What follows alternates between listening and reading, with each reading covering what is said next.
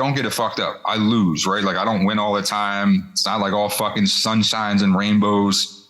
But my mindset is I am always going to win. I am always going to get what I want until it doesn't happen.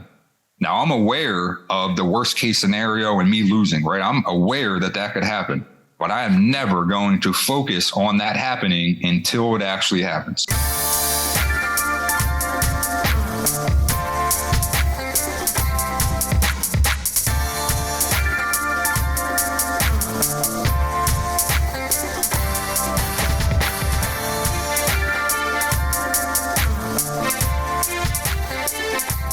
Welcome back to What's the Good News, the best insider look into the most influential individuals in the real estate industry as a whole. And today we have on the show a friend and colleague, Mr. Frank Mcgovern. Frank is a Philly native and full-time real estate investor. He started in real estate in 2010 doing a mix of everything, including wholesaling, flipping, rentals, and development. He has since closed over 600 deals and now has a small virtual team focusing on wholesaling and acquiring larger assets. He recently started Wholesaling on Steroids, where he speaks about positive mindset and how to wholesale larger assets across the country. Frank, what is the good news, buddy? Hey, what's going on, guys? Greatly appreciate you guys having me on and taking the time and giving me the opportunity. Yeah, man, it's like a blast from the past, Frank. Right? I feel like we're back in the office in Feasterville, man, closing some deals. You know what I mean? That was a good time, man. I miss those days with you, bro. That was dude. That was I'll tell you this, Frank. Like, you were the first guy that really helped me dig into like creatively putting deals together, like net to seller situations. Really just understanding how to deal with more complicated title issues. You know, prior to that, it was just me and Mike kind of working with each other. But man, it was awesome to kind of see you work firsthand and learn how you evaluated deals and just kind of tackled some problems. I mean, you're one of the OGs in the city of Philadelphia for wholesaling, man. So, you know, I know you already know this, man, but the countless combos that we used to have, you know, all the time you used to spend with me on the phone, man, like you were that guy for me. So I greatly appreciate that, Frank. No, I appreciate that. Like, I honestly always sincerely just try to provide as much value and be as transparent as possible. 100%, man. So, you know, Frank, I want to touch on kind of, you know, what you're doing now is really exciting, man. You know, a lot of the wholesale deals in Philly, it's the 5 to 10K fees. You know, it's just after you deal with the title work, you spend all the time, man. How much money did you really make? Right. And, you know, what I've seen you do in the past year, which has been awesome to watch your growth as a business owner and kind of someone that's been paving the way in the industry, is really get into larger assets. And, you know, a lot of that stuff is, in my opinion, it's kind of daunting at first, where you're looking at a $2, $3, $4 million purchase price. And, you know, I've just been seeing your growth personally over the last year on your Facebook posts and kind of some of the seminars that you've been doing, man. So, you know, I think this would be a great opportunity for you to really speak on behalf of that and kind of, you know, really how you made that transition and you really got that mindset right to be able to do those deals consistently, because you've closed quite a few of them now. Yeah. It's, I'm getting to a point now where I'm like definitely being consistent with it. And it's just like more and more opportunities are presenting themselves. And, you know, quite frankly, the end goal, you know, is to kind of be showing other people how to get the deals. And then I can focus more on, you know, raising capital. You know, that way I'm building relationships with asset managers now, people that are good at managing, you know, assets, you know, and I'm great at finding deals. So if I can, you know, find deals, show other people how to, you know, they bring deals, I raise capital, you know, now, you know, I can give equity to the person that brings the deal, give equity to the person that's managing the asset, give some equity to the people that bring in the capital. And now I'll be able to keep a much larger piece of the pie and still really only focus on, you know, my core strengths of sales and marketing. But yeah, just to kind of touch on like my transition, right? So like, you know, as you, Dom, stated, like, you know, I've been in the game since 2010. I've closed a ton of, you know, well over 600 transactions, you know, mainly residential deals in the Philadelphia space. You know, I wanted in my mind to be this like big developer, right? Like I wanted to like be building and developing these massive projects. And like, that's kind of in my mind, just what I thought I wanted to do. So I got started in wholesaling, you know, got successful doing that, you know, started getting involved with some developing, rentals, like rehabbing. And just going through all of that, you know, I realized like the stuff that I'm really good at and the stuff that I really like and the stuff that I'm not good at and the stuff that I do not like. You know, I hate and shit. I'm sure you guys can attest to this, but like, I'm not a good manager. I hate managing anything. Like I can set an expectation, but I have no desire to inspect that expectation, you know, and, I've had like a goal consistently to like net 7 figures, you know, like not gross, but actually, you know, net 7 figures. And just kind of going down that path, you know, I realized for me to accomplish that, you know, the way that I was doing it, and quite frankly, the way that I see anyone that's really doing it, actually doing it like across the country, you know, you need an office, lots of employees, like you're working countless hours building this culture. And that's just not what I wanted to do. Right. Like that's, you know, again, just long as the short of it is just that was not the path that I wanted to go down. You know, I have 4 kids. I'm married. Like I want to, like, I like going, like, I just like doing, like, I don't want to be constantly working 60, 70, 80 hours a week. It's not like that. I don't want to work, but I don't want to work like that. So, you know, a couple of years ago, like, I just realized like this path that I'm on now is not the path that I want to go down.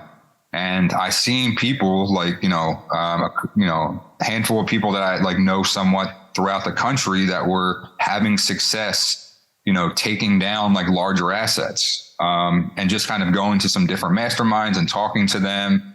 And, you know, it just got me thinking like, well, why don't I take my skill set of like sales and marketing and finding the deals and just kind of transition that into like larger assets. So the first thing I started doing was marketing to apartment buildings. And mind you, 600 plus deals, largest fee in the residential space I've ever made, I think was like $97,000 or $98,000. It was just under 100 grand.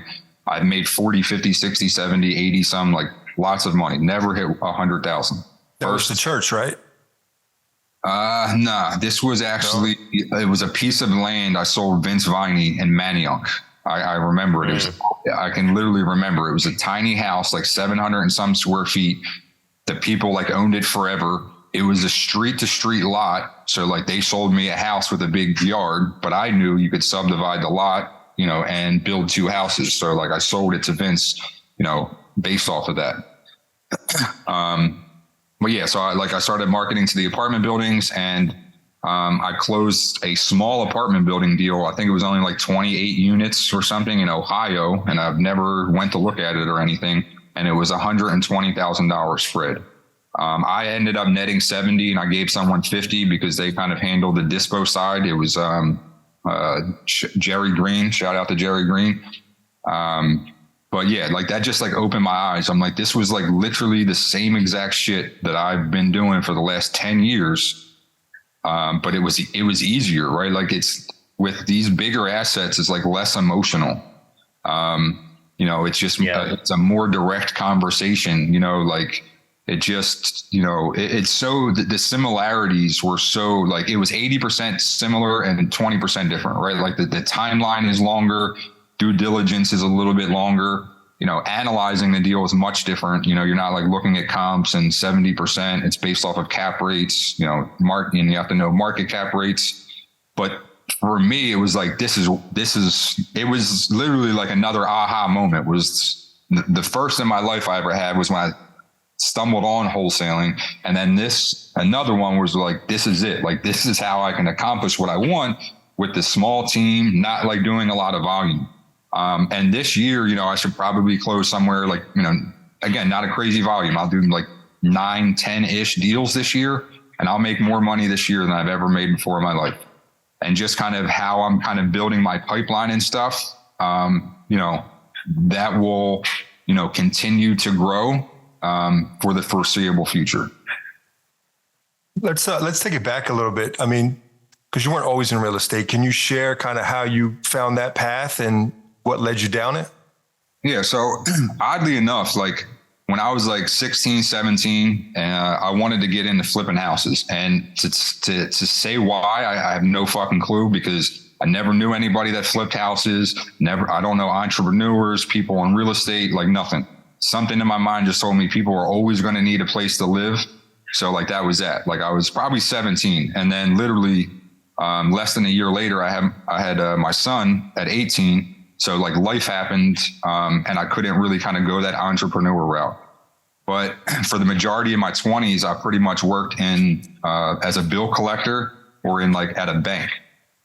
So both of those two skill sets helped me tremendously, right? Like I was a bill collector, so no different than houses. I had to convince someone that owed 8 to 10 people money why they should pay me that month and not the other 8 to 10 credit card companies. And I was pretty good at it.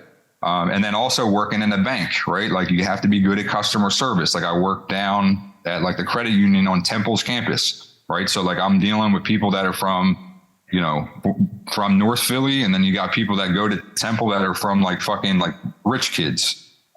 So you just have to deal with tons of different people. And it was the same thing in collections. Like I'd be calling all over the United States.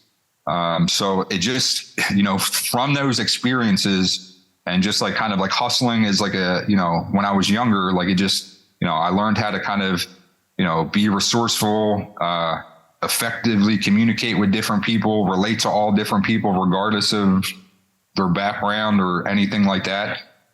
So like that experience, like I always felt helped me tremendously, like making the transition, because I could, like, even when I started, I could still talk to people and kind of like bullshit and kind of fake it till I make it. Like Bigger Pockets was my quote unquote business partner. Like anytime in the beginning, something came up and I didn't know didn't have an answer, I would just, you know, I wouldn't stumble on my words and shit. I'd be like, oh, like, let me just talk to my business partner.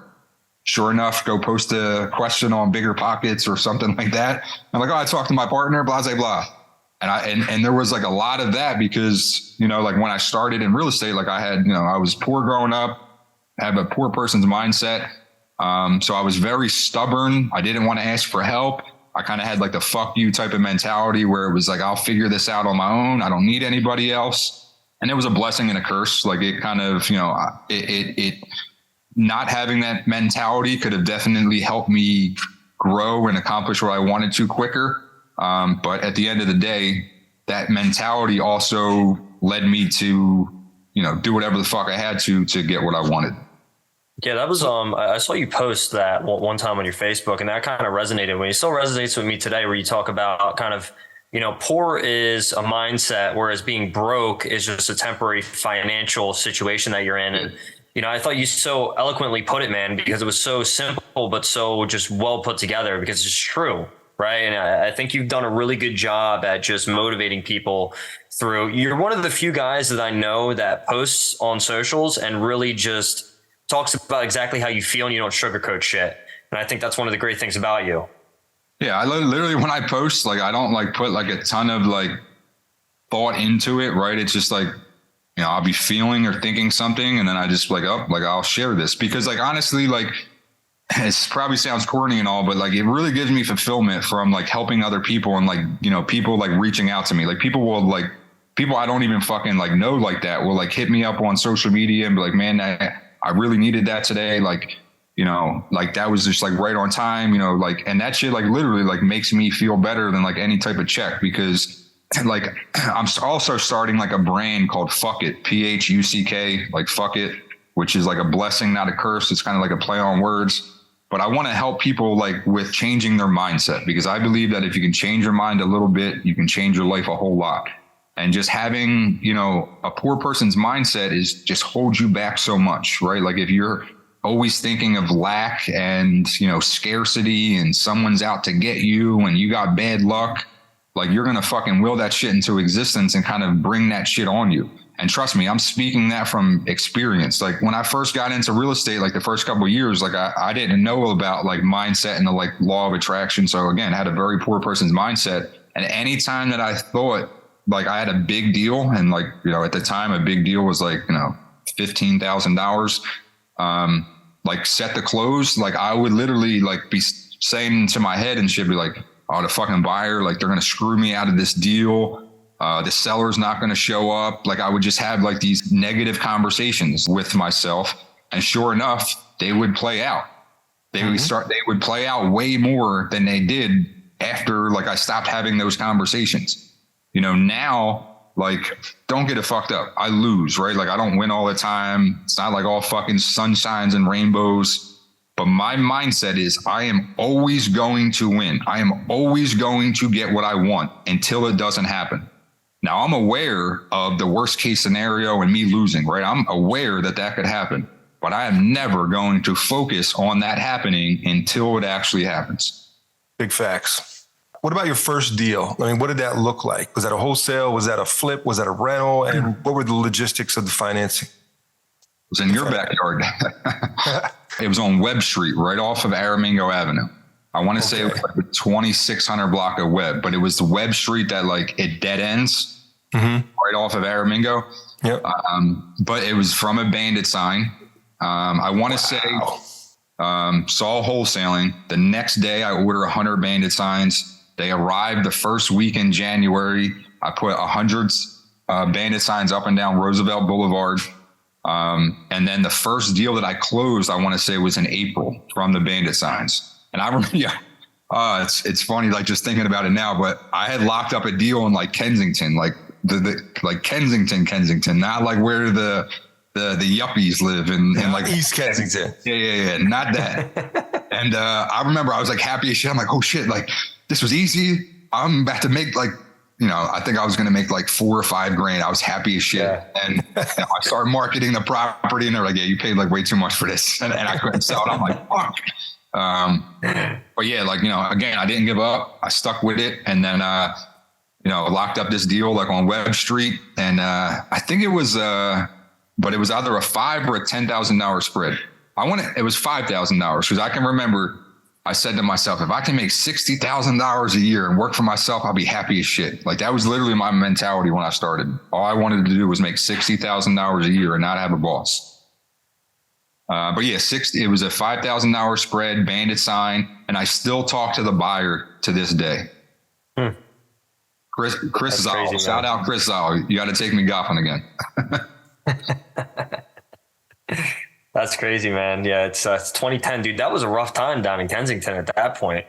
It was a rough time in real estate. Like I can remember like, like not that I like knew people like in real estate, but like everybody that like knew me, they were like real estate, like, like what's going on like with the market right now. There was not new construction was like non-existent. Like it was just a totally different world like than what it is today. And quite frankly, it's funny. I've said recently to people that I think that there will be more opportunity in the next few years than there has been since 2010 to 2012. Yeah, I would agree with that. There's just such a surplus of just over leveraged portfolios and assets. And I feel like more so on the commercial, right? Yep. Because people, and again, like shit, I'm glad that I kind of didn't get into some deals that I like, 18 months ago. But yeah, a lot of people, right? You're borrowing at like 2.5% to 3%. So you're just trying to get 2 points over cost, but that rate's only locked in for 24 to 36 months. So you were buying pro forma 5 cap and now your debt is going to be 6.5, 7. Well, now you're fucking losing a significant amount of money. There was just something I didn't like really read it too much. I don't know if you guys like saw it, but there was like a big apartment, somebody in the apartment space that literally just got foreclosed on 1,300 doors. Yep. And it had literally exactly what to do with what I'm saying, because like their teaser rate was expiring and, they bought pro forma like at like a 5 cap or a sub 5 cap. And now you're underwater because you're the rents are the rents. I mean, the rents might go up a little bit, but they're not going up that much. No. Yeah, I mean, that's kind of the same thing that happened with SVB and all these other banks, man. They were, hedging against these, 10-year maturity treasury bonds and things like that, and, 1.5% interest. And when the Fed's at 0.25%, sure, that makes sense. But when rates are up, 4.75%, 5%, you're upside down. I mean, I agree with you, Frank. I think it's about to be a cataclysmic frickin' just fall of a lot of larger assets. And for the business that you've kind of transitioned to, man, I'm sure you're getting ready. You're getting ready. Yeah. I'm super excited because like, I just feel like, again, like in the next couple, 2-3 years, like there's going to be significant an opportunity. And with that being said, like there's always opportunity. Like I just feel that like the way that the market is heading, right? Like there's fear is starting to kick in with people, right? So like there was a lot of brave people that had a lot of stupid money, cheap money for like the last few years. Well, they're not so brave anymore and the money ain't so cheap. So like you got to be a little bit better at doing this stuff as opposed to just kind of being fortuitous because of dirt cheap fucking lending, loan rates, and just a market that progressively got better for what, 6, 7, 8 years.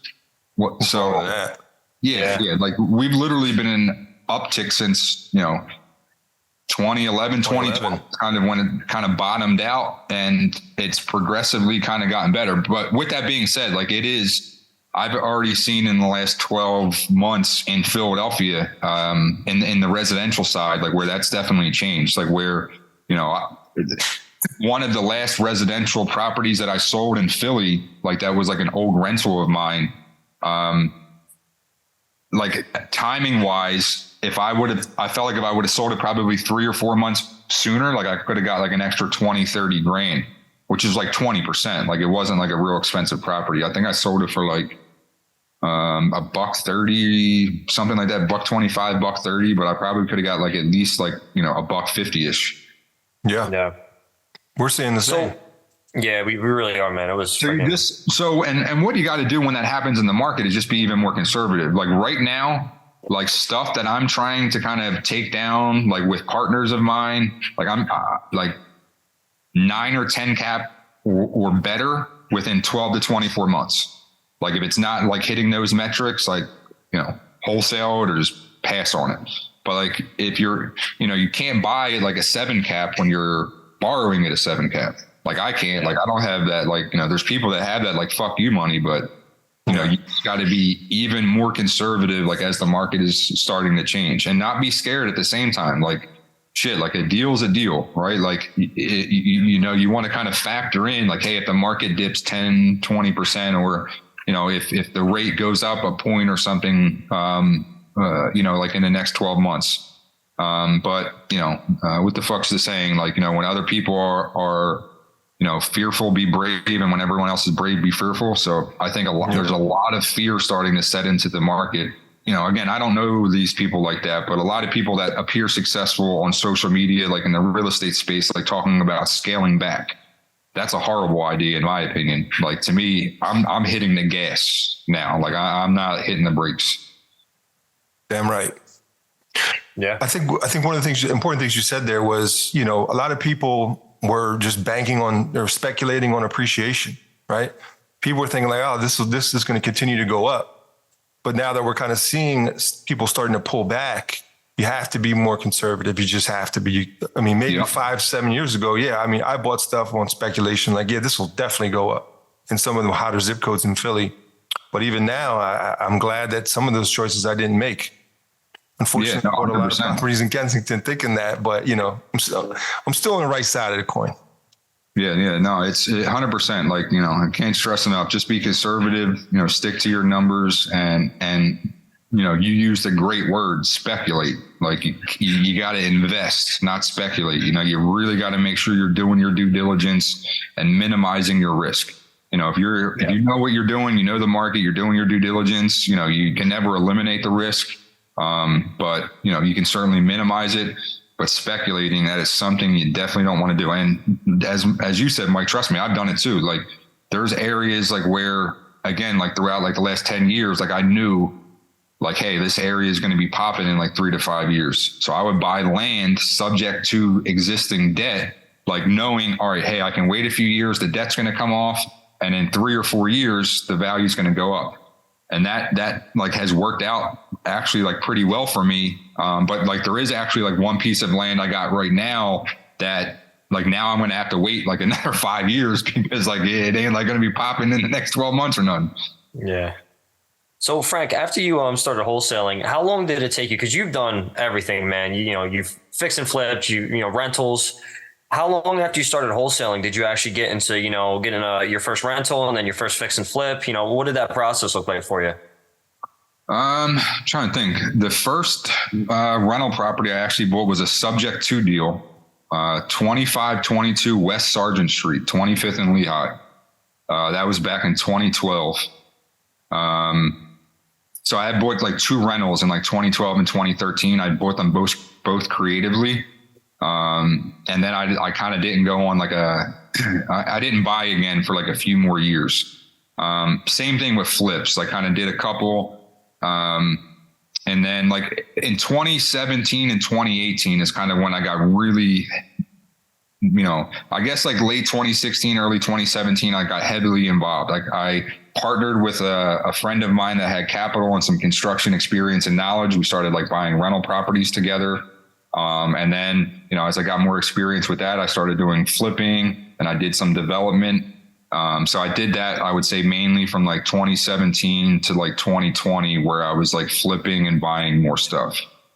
And I got like, I made money. I got like a lot of experience, connections, but it was something I realized I just really did not like. I didn't like doing. So like, that's, it was just, I realized it was not my cup of tea at all. Like a lot of the times, like shit, like the new development project I did, I built 3 houses and I lost like $120,000. If I would have wholesaled it, I would have made like 10 grand. So it was like, and there was like times like where I would do that, like where, you go over budget a little bit on the rehab. It takes you longer to sell. It sells for like a little bit less and, you make 10 or 20 grand, which, hey, when I started, like, I was like, great. But when in hindsight, when you kind of figure, the time, the energy involved with that compared to, being able to make like a quick buck, that would just like made more sense to me. And that also was kind of part, like, factored into me wanting to transition to the bigger assets. Because like I want to get to a certain point, like where it's like where I'm consistently netting like 20 grand a month just from like passive income from assets. To accomplish that with residential, you're going to need like a lot of doors that you're going to be, getting for the most part individually. Where I can literally get like, as of now, like I'm getting more minimal amount of equity in these assets because all I'm doing is finding the deal, 5-10%, right? But once I'm finding the deal and getting the equity and I can get 40 or 50%, shit, I can make 5-10,000 or more on one purchase a month, so like that was another big factor into the transition. Yeah, and I agree with you. I've kind of run into some of the same hurdles as well when it comes to flipping and developments. I mean, of course you're going to fall on your face and, education is one of the biggest teachers in the world. But what I found, and this is just my opinion, right? What I found was, like you said, know what you're good at, know what you're not good at. And the people that are really good at flipping are typically they're not doing 1 or 2 a year. They're doing 20 a year. They have systems and scale. Yeah. And realistically, even if you ask these guys who are doing it consistently, they don't make money on every one of them. 1 out of 4, they're usually losing money. But because they're doing it in volume, they're able to make up for the losses. So I'm just throwing that out there. I'm not, I'm trying to be positive with it, but, I guess it comes back to what you said. Know what you do well and make sure that you got the processes down and you're able to take those hits if needed. Yeah. And to me, like it's different strokes for different folks. Like by no means am I saying my way is the way or my way is the only way. My way is just the way for me, right? That makes sense for me. Like different stroke, like, a good friend of mine is really good at rehabbing. I know people that are developers and like they say to me, like how about like the wholesaling, the way that like I look at the bottleneck and how difficult it is to build and rehab, they look at it as difficult to find deals. And it's like, because like, our mindsets are different. We have different strengths and weaknesses. And that's fine. Right. Like it's funny because it was like, when I realized that the path I was going down was not the path that was going to be like, that I wanted to be on, like, it was a scary thing. Like, right. Like I'm doing something for a decade, that I was pretty good at, like that I was pretty successful at. And it wasn't like I hated it by any stretch of the imagination. It was just that I just like knew like it wasn't it, but it was difficult to even verbalize that. Right. Because it's like, fuck, like what the fuck am I going to do now? But I say that because I've had like just kind of talk to many people now, high level people, very active, successful people in Philadelphia and different markets. And I kind of have this conversation with them. I'm like, damn, I feel the same way. And what it is because right from like on social media, the way that you build a wholesale company is like, it's a particular way, right? So it's like, you think like, if I want to be successful in wholesaling and real estate, like it has to be this way because that's how the other people are doing it. But that just, I've kind of always marched to the beat of my own drum. So I just knew that it wasn't my way. And, I kind of created like my own lane. Like I don't really know too many people that are focused on, wholesaling, big assets. And the great part about it is like, one, you don't need to do a crazy amount of volume, and two, it works across all asset classes. Shit, like even the principles that I applied, they would work with residential as well. So, I kind of focus more on industrial and storage. But like you can use these principles for apartment buildings, mobile home parks, hotels, motels. It's all the same. What areas are you finding like a lot of success in, Frank? Your first deal that you really did from the larger aspect was in December. You closed that last year, right? December, November last year? No. So the storage deal I did in San Antonio, Texas, I want to say was like last June. Okay. June or July. It was like in the summertime. But yeah, like I made more money off of that deal than I made in most years of my life. And it took longer, right? Like the analysis was much different, but like if I told you the amount of hours I spent on that, like you'd be shocked. Like I've spent one of the, I don't really do as much residential marketing at all, like locally, but I still do like a little bit, but I closed a house deal a few weeks ago and I made $300. 300 fun, man. It's always fun. And I'm pretty confident that we spent way more hours on that $300 than on that other deal. But in terms of like geography, like I don't like even pick criteria for geography. So like I'm more picking an asset class, length of ownership, and the size of the asset. So I market like nationally. Got it. So like, the one deal, like the apartment deal was in Ohio. This was in the bigger deal last year at San Antonio. I closed one a couple weeks ago, which was in upstate PA. One closed today in Virginia. Two more closing, one in New York, one in Georgia.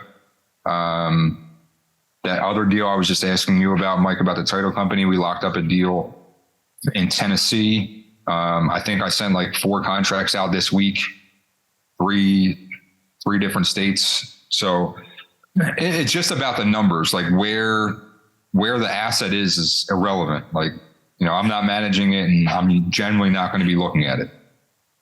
What advice would you give somebody that's, predominantly doing just wholesale? Maybe they just started out, or maybe they've been doing it for a while and they're hearing about all of this commercial stuff or different markets. I mean, what would you say to them on how to scale? Or would you say, just stick to what you're good at? Like to me, the biggest thing is you need to find out what your end goal is, right? Like, and that was even something that I had. You gotta figure out what you want and then kind of reverse engineer that. So like, it's hard to say, hey, this is what you should do when I have no idea what you are looking to do, right? It's like, if you're looking to make $100,000 a year, I'd give you one advice. If you're looking to make $1 million, I would give you different advice. So like finding out like what, identifying like what your end goal is like super important. And then also equally important is just kind of identifying what your strengths and weaknesses are. Some people want to be in an office and be in an office like all the time and have a big team and all that. Like that just was never something that I like really had a desire to do. So like knowing what you're good at, not good at, like knowing like, hey, what the end goal is, like all of that is important. But with just like, if you're kind of like looking to, and even like, I always like say like, and this is like my mentor, Mark Evans, like will say this, like, but what does that mean? Like, what does scaling mean? Like, does that mean doing more deals? Does that mean making more money? Like, what does scaling mean to you? Right. Scaling for me, it's funny because I even, like I want to quote unquote scale to like 3 or 4 deals a month, right? Like that's not, I don't need to actually like that much bigger, more of a team. And that's like not in terms of me scaling, like I've done way more deals than 3 or 4 deals a month, but from a revenue and profit perspective, like that's scaling. I get to 3 or 4 deals a month. Like that's netting millions of dollars a year. So basically what you're saying is don't hold wholesale deals in Pittsburgh. Is that what you're saying? That was a difficult market to learn.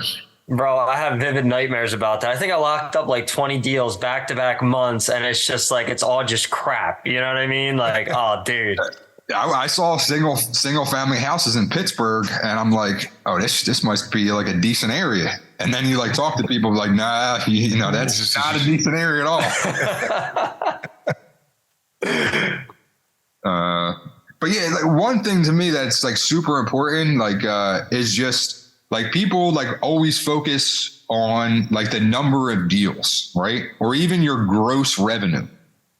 Those numbers are not, they're like fucking like vanity metrics, right? Like it's like if you do deal, like if you make, like I can remember somebody in the Philadelphia market that I'm cool with, like told me that their company like grossed, and this was like a few years ago.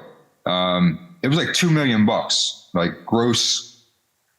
And that year, like I grossed like 970. My net was more than theirs. So like, yeah, on social media, like that 2 million looks way better than my 970. But the more important, like the bottom line is the more important number for me. And so like, what does scaling mean? Like to me, it's all about increasing the bottom line, like not having, oh, I have all these employees and I'm doing all of these deals. I'm making all of this revenue. Well, if you're like at a 5, 10, 15% profit margin, like, you're not doing it right, in my opinion. Yeah, no, for sure.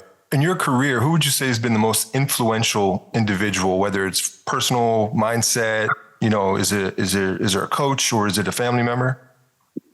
A couple people. So like somebody that I'm like real tight with and I like partner with, consider him a friend. You guys probably both know Josh Hertz. I met him like literally, I think he literally called one of the first 100 bandit signs I had put out, and we just kind of like connected and talked. And, when I started rehabbing, like before I even started rehabbing, he would take me to his rehabs, walk me through, show me everything. Like I still don't have vast knowledge of rehabbing. So even when I started like rehabbing more, like until I was more comfortable with a contractor, I would literally have him go with me, and check the work of the contractors that were doing my work, because he just knew better than me. So I'm always like super appreciative and grateful for him. I probably got him better deals than most other people, so we might be even, but I definitely appreciate him. And then my friend and mentor, Mark Evans DM, like that guy, like he literally like totally shifted my mindset and made me like realize like, you can work really hard and it's not just about putting in the hours and stuff. You got to work smart, build a business. And just, again, he just totally shifted the way that I kind of like looked at stuff.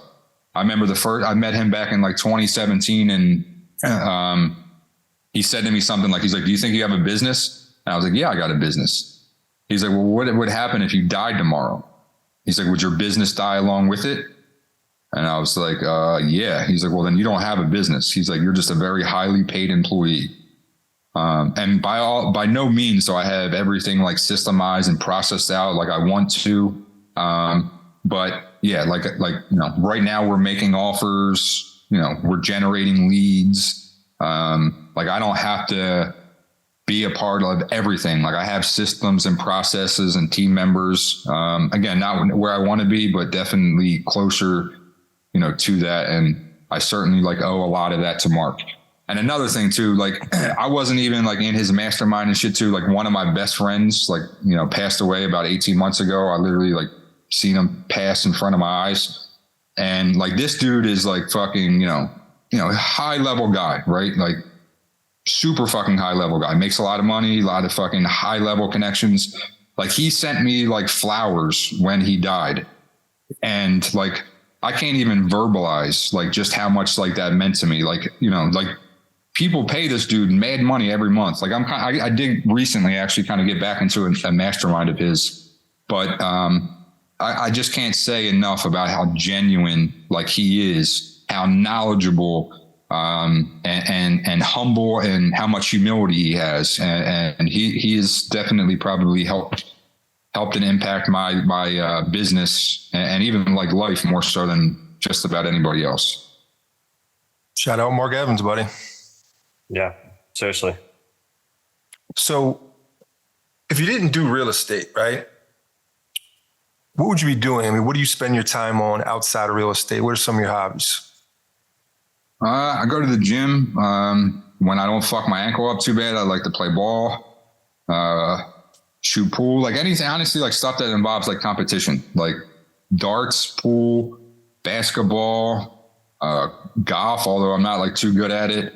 Like I said, I got 4 kids. So, you know, I took my 2 younger daughters to see Mario Brothers a couple of days ago. Giving back, honestly, like is like, means a ton to me. And I really want to I want to make a lot more money to give more back. Like one thing I started kind of doing like once a month or so, about 10 of us locally get together and we'll go to like a small, like, you know, a diner, like a dive type of like restaurant where the bill ain't going to be too much money. Everybody puts up like $100 bill, and then we'll tip the waiter like roughly like 1,000. Like sometimes there's like 8 or 9 of us. Sometimes there's been like 12 or 13.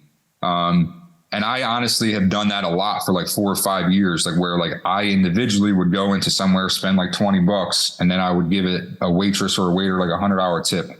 Like the feeling that would give me with people's like grateful reactions is like a high.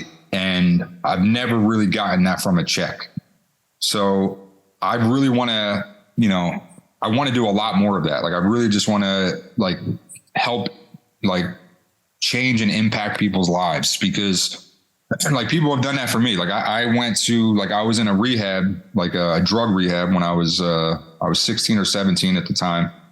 And, there was like this old head, you know, that like looked out for me.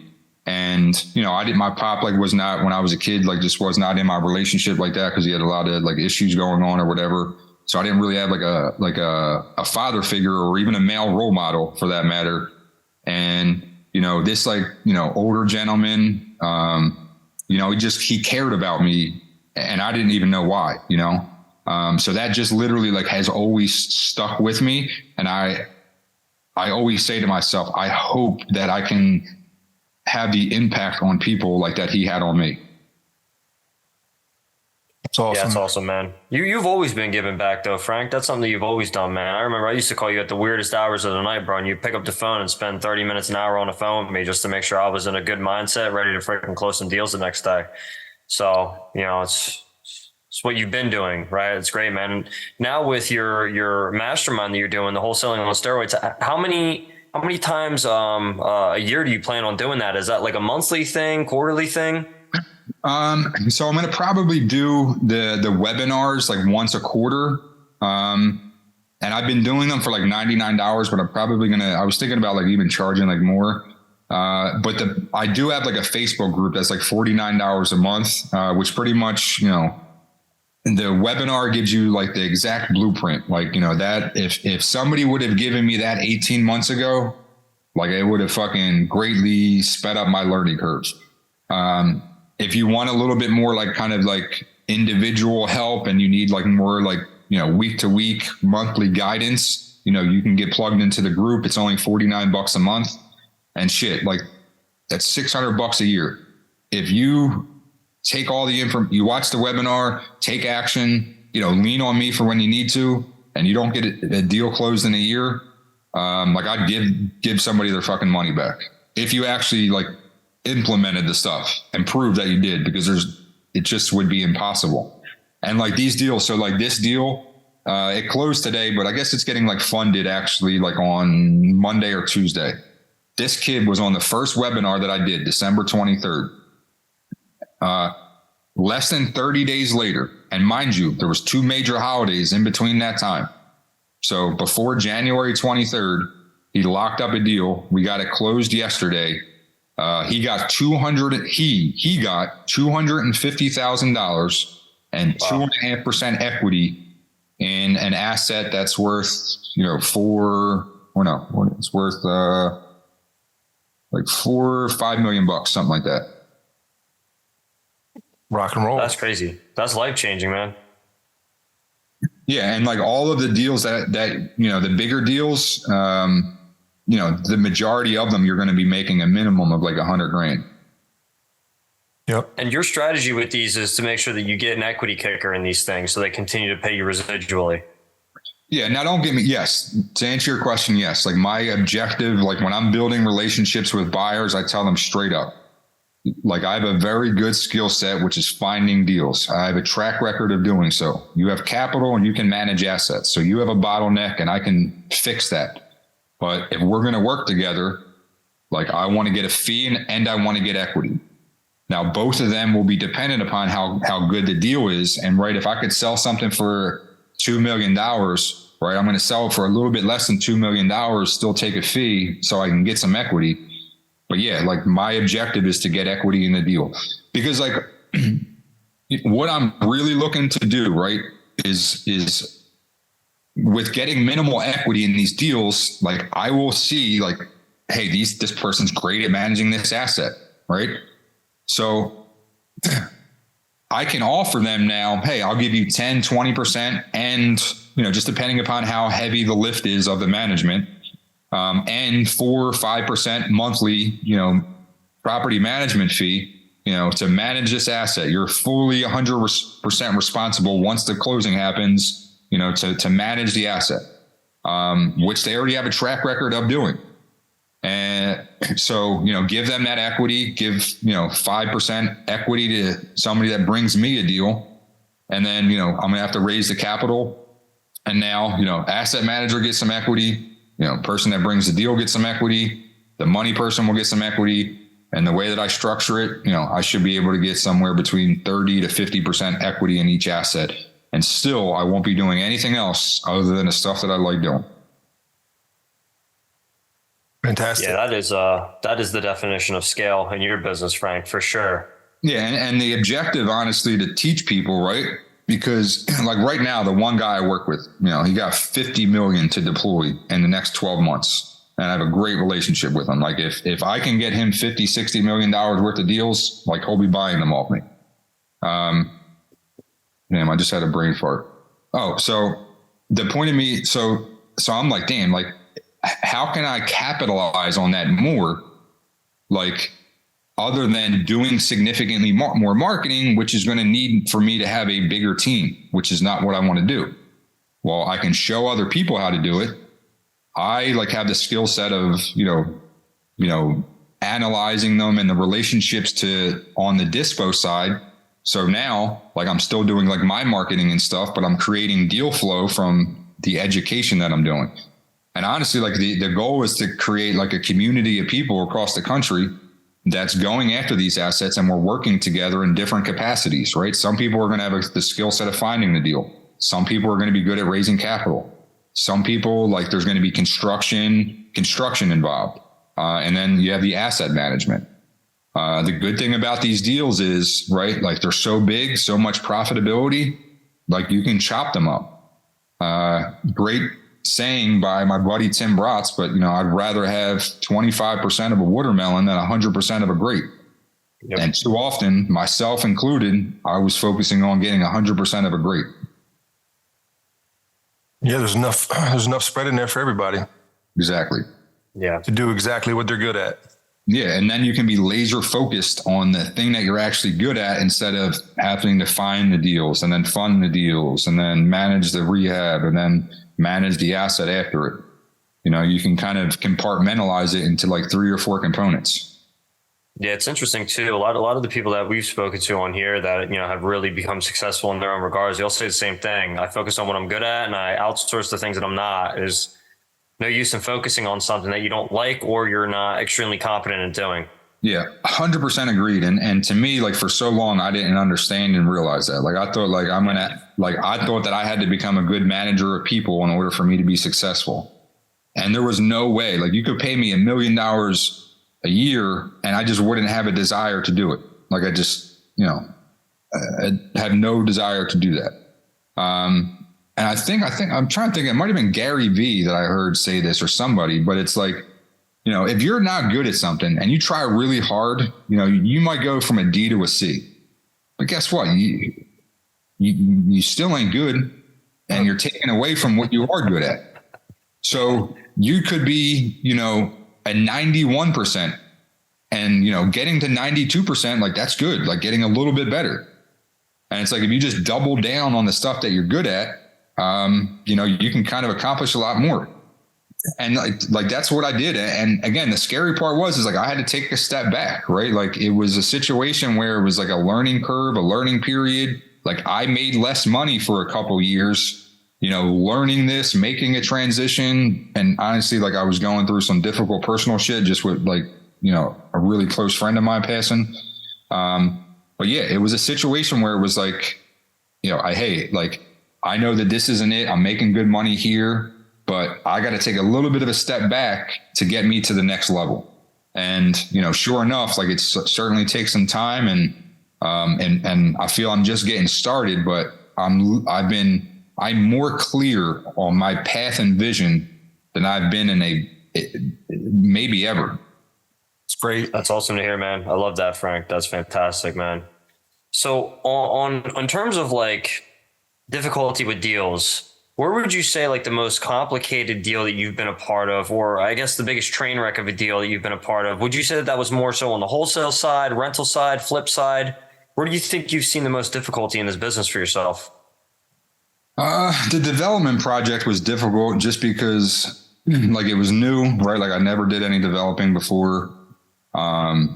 It was just like a lot of learning curves. It's funny because I've wholesaled a good amount of land, and it was, I laugh at it now.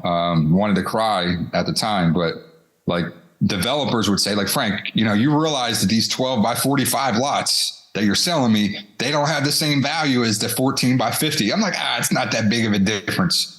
Well, I learned that the hard way after developing. It is a big fucking difference. Yeah. I can literally remember, shout out to Crowdcopia and Luke. Yeah. They were like my like lenders, right?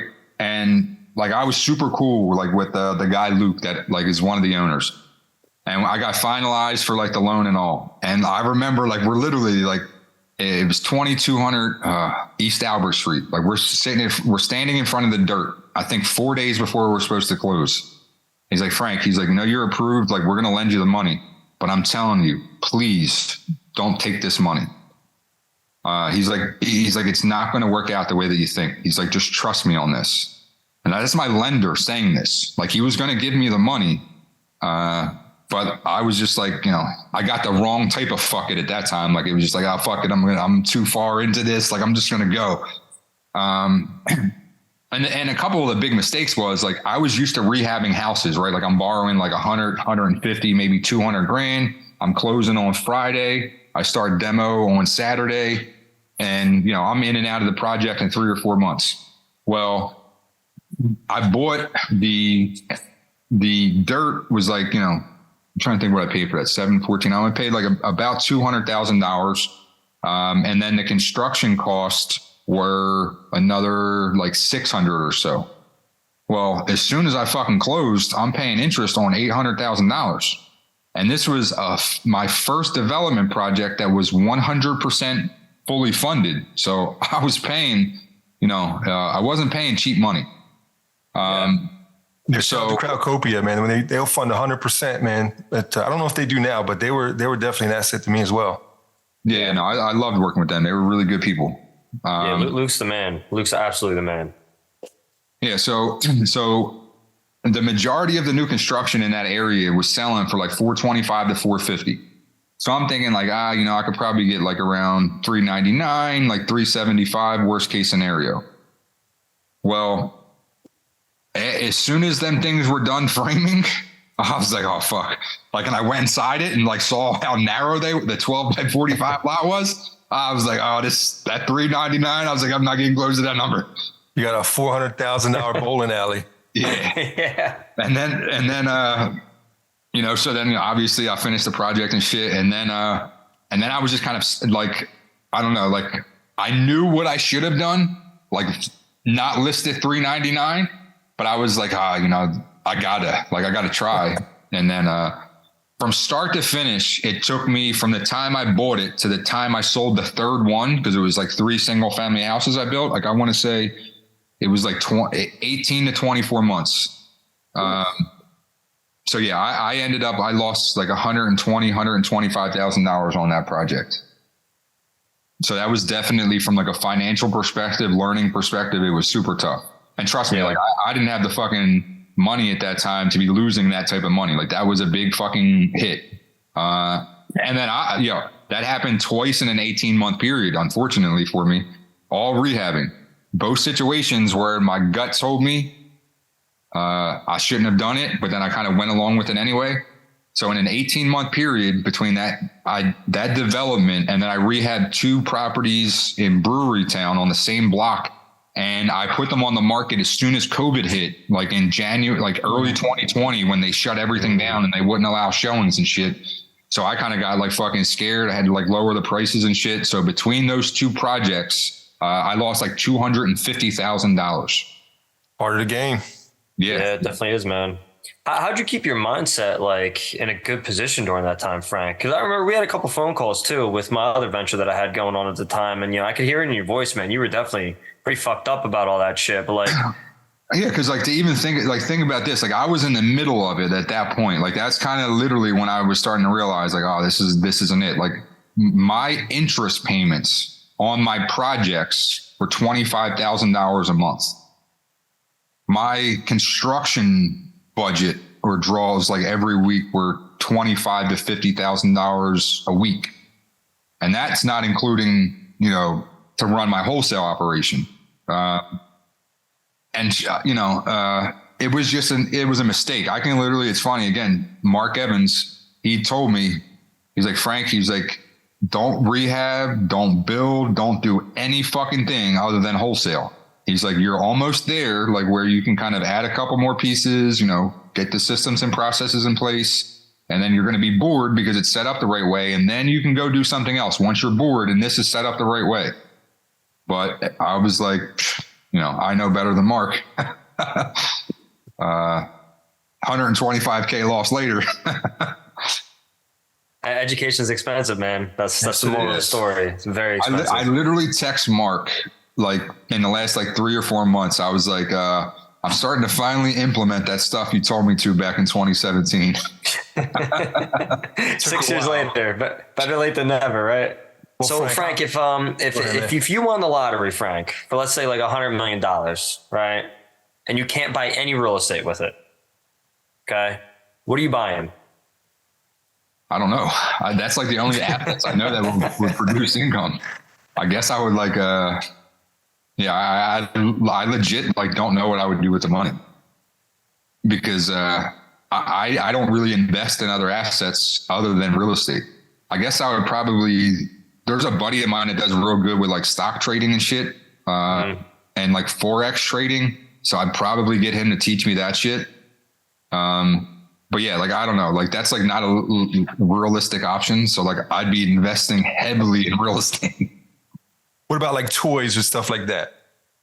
I'm not really like, I would travel, eat, and go to sports events. Like I'm not a jewelry guy. Like this ring that's like broken that's the only ring I got. I don't have, any jewelry. Cars don't do it for me. I wear like 3 like clothing brands, one that my son has, one a good friend of mine has, and some like Nike. So like travel, eating out, and giving back. Like there's just like one dude I follow like on Instagram. I would love to kind of do this shit. Like he goes, I think he's in like London or some shit like that, but like he'll go, I'm like, oh man, like I forgot my wallet. Like I need like $3 or $4. I got to get on the bus. The first person that like actually gives him the money, he'll give him like $1,000, $5,000. I've seen him. I've seen that guy. Yeah. Like shit like that. Like to me, like I don't know, like that shit, like literally just like warms my heart. I would like love to kind of do stuff like that. Like That's even great like content. the last, like a few years, like I've done like where I've helped people like around the holidays, like Christmas and shit, like where somebody that's like in a difficult situation, just shit like that. Like just, I would like to do more of that. A podcast. I'm actually starting a podcast. Like it's going to be like on the fucking brand. And pretty much like the first one, I'm going to just kind of tell like my story about like my life and shit like that. And just kind of how like me changing my mindset, like helped me change my life. And like, that's going to be like the premise of me, like the people I interview is just like, hey, like, you know, talk about, and I want to have people on that like been through some shit, right? Like, Yeah. whether, and that it's not just one field, right? Like it could be business. They've been through some shit. It could be drugs. It could be relationships, like just different stuff, but people that have kind of been through some shit and had like a mindset shift that allowed them to kind of really change their life around.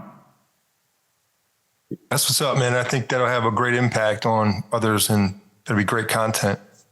Yeah, no, I'm looking forward to it. I literally like right now, I've been working on for like the past like 6 to 8 weeks, somebody, putting together like a logo. So I really like need like a logo so I can kind of start like with more branding and shit like that. But, yeah, I'm super excited. Like I'm going to start like making t-shirts with like sayings. It's not really going to be like art shit. Like I'm going to probably do like, you know, maybe like kind of like the words in graffiti or something, but like, it's more just like words. Like I'm going to do like hashtag fuck excuses, like the words like faith with fear under it for faith over fear, shit like that, like positive mindset and stuff like that. But yeah, I'm excited. Like that stuff I think is going to be, I really want to build it into something special. And, you know, just, you know, like I said, I think that the podcast and just the stories that I intend to kind of share on there will just help a lot of different people. Because I think that like people think that like people that are successful, like they don't go through shit. They were lucky. They were fortunate. And in reality, it's a mindset thing. When I had a poor person's mentality and I had a victim mindset, like I was quote unquote unlucky. Shit didn't go my way more than it did. Once I change my mindset, like I usually get what I want as long as I don't give up and I put in the work, the necessary work.